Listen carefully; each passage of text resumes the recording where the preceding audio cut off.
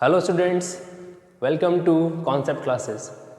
9th class की maths की lecture series में हमने पॉलिनोमियल चैप्टर स्टार्ट किया था और लेक्चर 1 में हमने बेसिक टर्म्स यानी पॉलिनोमियल का जो इंट्रोडक्शन था वो हमने डिस्कस किया था, जिसमें हमने वेरिएबल्स को, कांस्टेंट को, terms in polynomials, coefficient in the terms, ये सब को डिस्कस किया था। और हमने देखा था कि डिफरेंट तरीके से मैथमेटिकल ऑपरेशंस अप्लाई करके हम पॉलिनोमियल और अलजेब्रिक एक्सप्रेशन को क्रिएट कर सकते हैं। तो उसी लेक्चर सीरीज में हम फर्दर नेक्स्ट डिस्कस करते हैं पॉलिनोमियल की में कंटिन्यू हम क्या करते हैं, नेक्स्ट डिस्कस करते हैं और हमारा लेक्चर नंबर 2 स्टार्ट करते हैं। चलिए देखिए, हमारा फर्स्ट टॉपिक आज का है डिग्री ऑफ ए पॉलिनोमियल। तो डिग्री ऑफ ए पॉलिनोमियल को डिस्कस करने से पहले हमने एक बार लास्ट लेक्चर नंबर 1 में जो डिस्कस किया था मैं आपको बता देता हूं कि हमने क्या किया था, डिफरेंट वेरिएबल्स को और कांस्टेंट को मल्टीप्लाई किया था, एडिशन भी किया था, सब्ट्रैक्शन भी किया था और मैथमेटिकल ऑपरेशन लगाए थे। हमने कहा था कि डिफरेंट तरीके के पॉलिनोमियल्स क्रिएट होते हैं। तो उसमें वेरिएबल्स की पावर भी जो होती है ना, वो डिफरेंट होती है। 0 भी होती है, 1 भी हो सकती है, 2 भी हो सकती है, 3 भी हो सकती है। डिपेंड करता है कि आप कितने सारे वेरिएबल्स को मल्टीप्लाई करते हो। जितने वेरिएबल्स आप मल्टीप्लाई करते जाओगे उसकी पावर भी उसी अकॉर्डिंग इंक्रीज होती जाएगी। तो जब डिफरेंट पावर्स क्रिएट होती है तो डिफरेंट पावर्स में 0 पावर भी होती है, 1 पावर भी होती है, 2 पावर भी होती है, 3 भी होती है। यानी पावर मीन्स मैं एक्सपोनेंट की बात कर रहा हूँ वेरिएबल्स में। तो उन वेरिएबल्स में जो एक्सपोनेंट होगा तो डिफरेंट एक्सपोनेंट होगा। उनमें से जो सबसे हाईएस्ट एक्सपोनेंट होगा या जो सबसे हाईएस्ट हाईएस्ट पावर होगी उसे ही हम क्या कहते हैं बेटा, degree of a polynomial. So the definition is the highest exponent of variables in the polynomial is known as the degree of polynomial. Example के लिए देखिए, polynomial px 5x raised to 6 plus 3 multiply x raised to 4 plus 4। तो यहां आप check कर सकते हो x पे पावर 4 भी है, x पे पावर 6 भी है, बट कंपेयर करोगे तो सबसे हाईएस्ट कौन सा है, 6। तो degree of px equal to 6। Next example fx equal to 3x plus 2। तो यहां आप चेक कर सकते हो कि वेरिएबल का एक ही टर्म है और उस टर्म में वेरिएबल की पावर 1 है। So this polynomial is of the degree 1। Next is 5x cube plus 3x square plus x minus 3। तो यहाँ वेरिएबल्स की 3 टर्म्स हैं, इसमें पावर 1 है, इसमें पावर 2 है, इसमें पावर 3 है। तो हाईएस्ट जब कंपैरिजन करोगे तो हाईएस्ट डिग्री मिलेगी आपको 3। तो डिग्री इज 3।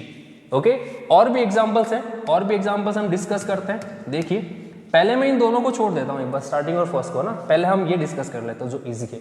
तो यहाँ आप चेक करोगे तो यहाँ पे वेरिएबल का एक ही टर्म दिखेगा आपको और वो भी कौन सा है, x रेज टू 1 वाला। तो इसकी डिग्री क्या हो जाएगी बेटा, इसकी डिग्री हो जाएगी 1। सेकंड देखिए, इसमें वेरिएबल का एक ही टर्म है वो है y स्क्वायर और एक ही टर्म है तो पावर भी एक ही है, तो ये है डिग्री 2 का वेरिएबल, यानी डिग्री 2 का पॉलिनोमियल। ओके, नेक्स्ट यहाँ देखिए, इसमें भी वेरिएबल का एक ही टर्म है, आप चेक करोगे तो x रेज टू 3 है, तो इसकी डिग्री क्या हो जाएगी, 3 हो जाएगी। नेक्स्ट एग्जांपल देखिए, यहाँ आपके पास x क्यूब और x 1 है, ठीक है, 2 पावर है 1 और 3। कंपेयर करोगे तो आप कहोगे sir 3 is greater than 1, highest कौन सा है 3, तो इस पॉलिनोमियल की डिग्री क्या हो जाएगी, 3 हो जाएगी। नेक्स्ट इसमें देखिए, इसमें वेरिएबल एक ही टर्म पे है, वो भी है x raise to 4, so degree is 4। ठीक है, अब हम डिस्कस करते हैं इन दोनों को, क्योंकि मैंने इन दोनों को लास्ट में डिस्कस क्यों कर रहा हूं। एक एक्सपोनेंट का रूल होता है बेटा, एक्सपोनेंट रूल, कि अगर आप पावर 0 अप्लाई करते हो तो उसका आंसर हमेशा 1 आता है। हमेशा क्या आता है, 1 आता है। तो अगर मैं इस 2 को डिस्कस करता हूं तो आप कहोगे सर इसके साथ मल्टीप्लाई में कौन होगा, 1 होगा ना, तो 2 मल्टीप्लाई 1 2 ही होता है ना। बट हो सकता है ना कि ये 2 किसकी वजह से जनरेट हुआ हो, कि सर यहाँ जो वेरिएबल था उस पर पावर 0 आ गई थी, जिसकी वजह से ये किस में कन्वर्ट हो गया था, 1 में। तो यहाँ वेरिएबल पे पावर क्या है, 0, तो इसकी डिग्री क्या हो जाएगी, 0 हो जाएगी। एज इट इज यहाँ पे जो -5 है, क्या मैं इसको ऐसे लिख सकता हूँ, बिल्कुल लिख सकता हूँ, -5 मल्टीप्लाई 1, और ये 1 हो सकता है किसकी वजह से आया हो कि सर यहाँ हो सकता है वेरिएबल y था, जिस पे लास्ट में जब एक्सपोनेंट कैलकुलेट किए गए तो रिमेनिंग था 0, तो y रेज टू 0 क्या हो जाएगा, 1 हो जाएगा। तो आप यहाँ कहोगे सर इस पे भी वेरिएबल पे पावर 0 है, तो इसकी भी डिग्री क्या है, 0 है। तो यहाँ से आप एक पॉइंट नोट कर लेना कि अगर आपके पास कभी भी ये पूछा जाए कि कांस्टेंट नंबर्स जो होते हैं वो भी एक पॉलिनोमियल का पार्ट होते हैं, तो इनकी डिग्री क्या होती है, तो इनकी डिग्री ऑलवेज क्या होती है, 0 होती है। तो कांस्टेंट पॉलिनोमियल की डिग्री ऑलवेज 0। Okay done. चलिए नेक्स्ट देखिए, अब हम क्या करते हैं, पॉलिनोमियल्स का क्लासिफिकेशन करते हैं। आपने लास्ट लेक्चर में टर्म्स भी पढ़ी थी और इस लेक्चर में मैंने आपको डिग्री भी एक्सप्लेन कर दिया।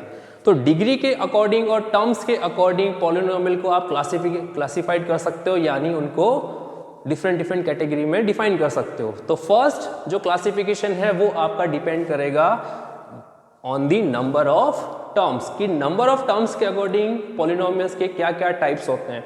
ओके तो first type is monomial. Okay तो जो ये मोनो वर्ड होता है ये डिनोट करता है 1 को। तो सिंपल सा डेफिनेशन, ऐसा पॉलिनोमियल जिसमें जब आप नंबर ऑफ टर्म्स काउंट करोगे तो आपको एक सिंगल टर्म मिलेगी।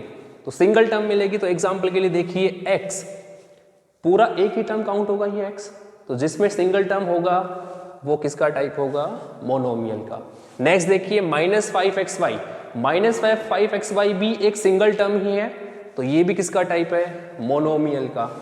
एंड 6y स्क्वायर एक कंप्लीट टर्म काउंट होगा, यानी सिंगल टर्म काउंट होगा। तो अगर इस एक्सप्रेशन में भी एक सिंगल टर्म है तो ये भी किसका टाइप है, मोनोमियल का टाइप है। Next type is binomial. जो बाई वर्ड है ये डिनोट करता है 2 के लिए। तो सिंपल सी डेफिनेशन अगेन, ऐसा पॉलिनोमियल जिसमें जब आप टर्म्स काउंट करोगे तो आपको ओनली 2 टर्म्स मिलेगी। अगर 2 टर्म्स मिलेगी तो ऐसा पॉलिनोमियल बाइनोमियल की कैटेगरी में कंसिडर किया जाएगा। एग्जांपल के लिए देखिए x + 5, 1 term 2 term, only 2 terms है एक्सप्रेशन में, तो ये पॉलिनोमियल किसका टाइप हो गया, बाइनोमियल कैटेगरी का हो गया। नेक्स्ट देखिए y² + 5, तो ये भी कौन सी कैटेगरी में आएगा, बाइनोमियल में, क्योंकि इसमें भी नंबर ऑफ टर्म्स 2 है। 3x³ - 7, इसमें भी नंबर ऑफ टर्म्स जब काउंट करोगे तो आपको 2 ही मिलेगी, और जब 2 टर्म्स होती है तो वो बाइनोमियल कैटेगरी में कंसिडर किया जाएगा। Last and finally is trinomial. Third type is trinomial. Try word use किया जाता है 3 को डिनोट करने के लिए, 3 का ग्रुप होता है जब, ठीक है। तो सिंपल सी डेफिनेशन अगेन, ऐसा पॉलिनोमियल जिसमें जब टर्म्स काउंट की जाए तो टोटल टर्म्स आपको 3 मिले, तो 3 टर्म्स वाला जो पॉलिनोमियल होगा वो ट्राइनोमियल की कैटेगरी में कंसिडर किया जाएगा। एग्जाम्पल के लिए देखिए यहाँ पे 3x³ + 8x - 5, तो आप काउंट करोगे तो 1 2 3, टोटल 3 टर्म्स, तो कौन सी कैटेगरी का, ट्राइनोमियल कैटेगरी का। नेक्स्ट यहाँ देखिए x + y + z, 1 2 3, ये एक ऐसा एक्सप्रेशन है पॉलिनोमियल कैटेगरी में तो नहीं आता, एल्जेब्रिक एक्सप्रेशन में तो आता है, ठीक है। तो ऐसा पॉलिनोमियल या ऐसा एक्सप्रेशन है जिसमें भी टर्म्स कितनी है, 3 टर्म्स है, तो 3 टर्म्स ट्राइनोमियल का टाइप होगा। नेक्स्ट देखिए बेटा 1 2 3, first is 3x, second is +5, third is -5, इसमें भी टोटल टर्म्स कितनी है, 3 टर्म्स है, तो 3 टर्म्स का पॉलिनोमियल किस में कंसिडर किया जाएगा, ट्राइनोमियल में कंसिडर किया जाएगा। तो आई होप आपको नंबर ऑफ टर्म्स के अकॉर्डिंग पॉलिनोमियल का क्लासिफिकेशन बिल्कुल अच्छे से क्लियर होगा, ठीक है। चलिए बेटा, अब हमने डिग्री भी पढ़ ली, तो डिग्री के अकॉर्डिंग भी पॉलिनोमियल का क्लासिफिकेशन होगा। तो our next point, classification of polynomial on the basis of degree. तो आपने डिग्री कंसिडर की थी ना, तो डिग्री जब कंसिडर किया गया था तो आपको पता था कि पॉलिनोमियल में डिग्री 0 भी हो सकती है, 1 भी हो सकती है, 2 भी हो सकती है और 3 भी हो सकती है। तो 1 2 3 4 तो इजी है, 0 वाला मैंने अलग से डिस्कस किया था और मैंने कहा था कि नोट बना लेना उसको अच्छे से। तो नोट कैसे, तो मैंने कहा था ना कि ऐसा पॉलिनोमियल जिसमें डिग्री 0 होती है ना, वो ऑलवेज कौन सी कैटेगरी का होता है, वो ऑलवेज कांस्टेंट नंबर में ही अप्लाई होता है। किस में अप्लाई होता है? कांस्टेंट में। तो ये तो मुझे शायद वापस एक्सप्लेन करने की ज़रूरत नहीं है। अगर आपने पीछे बिल्कुल अच्छे से मेरे ध्यान से बात सुनी थी तो आप मेरी बात यहाँ पे बिल्कुल समझ चुके हो कि डिग्री 0 जिसमें आएगी वो ऑलवेज एक कांस्टेंट टर्म होगी, और कांस्टेंट टर्म जिसमें आएगा ऐसा एक्सप्रेशन पॉलिनोमियल कौन सी कैटेगरी में पुट कर देगा? उसको कांस्टेंट पॉलिनोमियल्स की कैटेगरी में पुट कर देगा। तो जहां पे भी आपको कांस्टेंट नंबर दिखाई देगा एक्सप्रेशन में, ओनली कांस्टेंट नंबर, तो वो कौन सी कैटेगरी में आ जाएगा? कांस्टेंट पॉलिनोमियल की कैटेगरी में आ जाएगा, क्योंकि उसके साथ तो वेरिएबल होता ही नहीं है। वेरिएबल इसलिए नहीं होता क्योंकि वेरिएबल पे पावर क्या होती है? एक्सपोनेंट क्या रहता है? लास्ट में रिमेनिंग 0 रहता है, तो जिसमें डिग्री क्या हो जाएगी? 0 हो जाएगी। Okay, next type is 0 polynomial.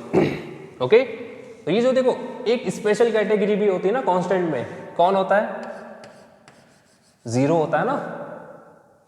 अगर आपके पास ऐसा लिखा है f(x) = 0, अब 0 जिसके साथ भी मल्टीप्लाई होगा वो तो सबको 0 कर देगा, वो तो सबको 0 कर देगा। अगर वो सबको 0 कर देगा तो हम डिफाइन ही नहीं कर सकते कि सर इसके साथ कौन सा वेरिएबल मल्टीप्लाई में था या उस वेरिएबल पे हाईएस्ट पावर कौन सी थी। x⁻0 भी हो सकता है इसके साथ। आप कहोगे सर इसके साथ ऐसा भी हो सकता है ना, 0 × x⁻0 हो सकता है, 0 × x⁻1 हो सकता है, x⁻100 भी हो सकता है, कुछ भी हो सकता था। हमें थोड़ी पता कि इसके साथ जो वेरिएबल था उस पर लास्ट फाइनल कौन सी पावर रिमेनिंग थी। अगर जो पावर आपको पता ही नहीं है, जिसको आप डिफाइन ही नहीं कर सकते, तो इसका मतलब ये हुआ कि जो डिफाइन ही नहीं है तो मतलब इसकी डिग्री भी डिफाइन नहीं होगी, फिर तो नहीं होगी ना। तो देखो मैंने नोट बना के लिखा हुआ है, the degree of the 0 polynomial is not defined. 0 polynomial की डिग्री डिफाइन ही नहीं होती क्योंकि हमें पता ही नहीं होता कि उसके साथ कौन सा वेरिएबल लास्ट में मल्टीप्लाई में था और उस पर कौन सी पावर लास्ट में रिमेनिंग थी। ओके, तो 0 पॉलिनोमियल में कंसिडर किया जाएगा, बट उसकी डिग्री कभी भी आप डिफाइन नहीं कर पाओगे। ओके, एग्जाम्पल के लिए देखिए, f(x) = 0, gx = 0 × x, hx = 0 × x², px = 0 × x³, qx = 0 × x⁻12। तो हमें थोड़ी पता था कि 0 के साथ कौन सा मल्टीप्लाई था। तो देखो डिफरेंट एग्जांपल्स भी लिखे हुए हैं, तो उससे भी आप समझ सकते हो कि 0 के साथ जो भी मल्टीप्लाई होगा वो 0 हो जाएगा। अगर 0 हो गया तो उसके पीछे कौन सी पावर रिमेनिंग थी हमें नहीं पता, तो हम डिफाइन नहीं कर सकते, तो इसकी डिग्री डिफाइन नहीं होती है। ओके, चलिए बेटा नेक्स्ट देखिए, आपके पास आएगा लीनियर पॉलिनोमियल। ओके, तो a polynomial of degree 1 is called a linear polynomial. देखिए समझिए, x-4 है ना आपके पास, x पे पावर क्या है? हाईएस्ट 1 है ना, तो इसकी डिग्री क्या है? 1 है। 11x-5 इसकी डिग्री भी क्या है? देखो 1 है। 10y+7 इसकी भी डिग्री क्या है? देखो 1 है। तो एक ऐसा पॉलिनोमियल जिसमें जब वेरिएबल की हाईएस्ट पावर कंसिडर की जाए और वो आपको लास्ट में आंसर दे 1, तो वो पॉलिनोमियल लीनियर पॉलिनोमियल कैटेगरी में कंसिडर किया जाएगा। ओके, चलिए नेक्स्ट देखिए, number 4, quadratic polynomial. A polynomial of degree 2, ठीक है, ऐसा पॉलिनोमियल जिसमें वेरिएबल की हाईएस्ट एक्सपोनेंट की वैल्यू क्या होगी? 2 होगी, वो क्वाड्रेटिक पॉलिनोमियल में कंसिडर किया जाएगा। और ये आपके लिए 10th क्लास के पॉइंट ऑफ व्यू से बहुत ज़रूरी है, क्योंकि इसमें पूरा एक चैप्टर आएगा आपके पास। ठीक है, 10th क्लास की कैटेगरी के अकॉर्डिंग आपको ये पूरा का पूरा एक चैप्टर वहाँ पे पढ़ना है। ओके, 10th क्लास के अकॉर्डिंग। ठीक है बेटा, चलिए एग्जाम्पल से भी देख लीजिए इसके, आप इसके एग्जाम्पल्स भी कंसिडर करिए। देखिए 2p² - 7, variable p highest power 2, तो इसकी भी डिग्री क्या है? इसकी डिग्री भी 2 है। यहाँ देखिए डिग्री 1 भी, सॉरी पावर 1 भी है, पावर 2 भी है, लेकिन हाईएस्ट पावर कौन सी है? 2।